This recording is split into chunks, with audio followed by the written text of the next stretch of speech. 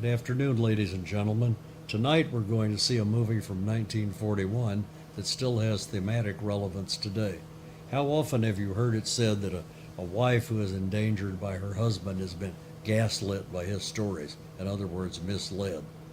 Gaslight came to be known after this movie as a term for preying on somebody without their knowing it and preying in a vicious manner.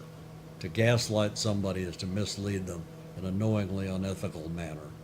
And so that all started with an earlier version in England but took hold at 1944, Gaslight MGM Big Picture release, starring Ingrid Bergman in an Oscar-winning performance, Charles Boyer and Joseph Cotton as her love interest, with a maid played by Angela Lansbury, who's very unsympathetic and who got an Oscar nomination for her part in this movie as a maid in Gaslight, supporting nomination. So now we've come to the point of the story. What does gaslighting mean?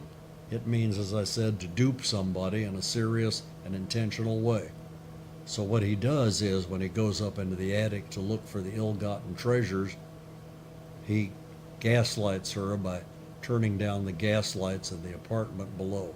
In order to have enough light upstairs in an old house like that in Victorian England, you had to turn up the gas in one room and it would dim that below.